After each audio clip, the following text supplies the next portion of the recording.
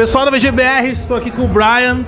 Ele é o diretor de marketing de Lords of the Fallen e vai responder pra gente algumas perguntas sobre o jogo. Obrigado. So Brian, tell us a little bit about the setting of the game. Setting of the game. So Lords of the Fallen is much more story driven than people would think. You know, people are making the comparisons to Dark Souls and Dark Souls 2, but this actually has a lot more story behind it. We want players to get into the story of the game, but it does center around a particular character named Harkin, who is charged with coming back to fight, you know, the lords after the world has become overrun by evil. And that said, is Harkin like a villain or a anti-hero? He's not like he has his face covered with the sins of everyone, so sure, well, what is this guy? So, like in real life, when you think about all of us as human beings, who has lived a life without sin, right? I mean, come on. So is Harkin a hero or is he an anti-hero? He's a little bit of both. You know, he's a character that is charged with going out and completing these missions that he's got, but whether he's a hero or an anti-hero, kind of got to pick up the game and try and find out. Okay. How long has the game been in development? Oh, for quite a while. You know, CI Games is a great studio. They've been known for the sniper game. We came out with Enemy Front. Very talented, very good group of guys, very earnest. They put a lot into this, and you know, to be honest, they took a lot of inspiration from Dark Souls. But to say that, oh, they're trying to be a copy of Dark Souls 2 is not the case at all. Yeah, we've played the game. It's not like that, you know. It's a different game, different setting, you know. It's different pacing, you know. So you guys will see that.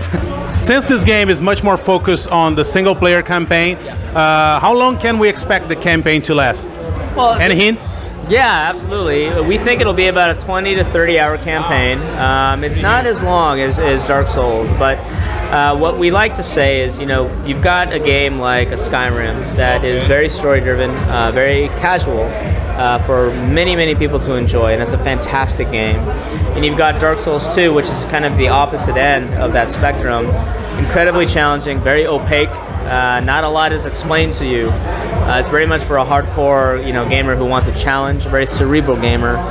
But I think CI Games understood that there is somewhere in the middle where you can have a game that is very challenging, but also rooted with an incredible amount of story that has a lot of excellent gameplay without being quite as frustrating as a Dark Souls. And I think when people, you know, pick up this game and they try it, they're going to actually see that, you know what, there's a lot to this game that I can really enjoy, and the replayability factor is going to be pretty high.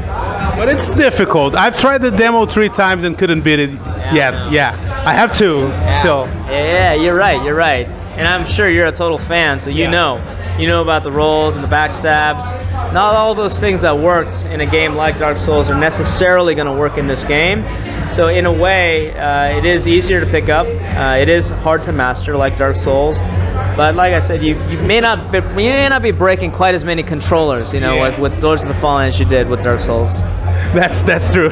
You have recently announced something on DLC, so what can we expect after the game's release? Well, everyone knows about the pre-order bonus offer with the Weapons of the Monk's Decipher. That's going to be pretty special.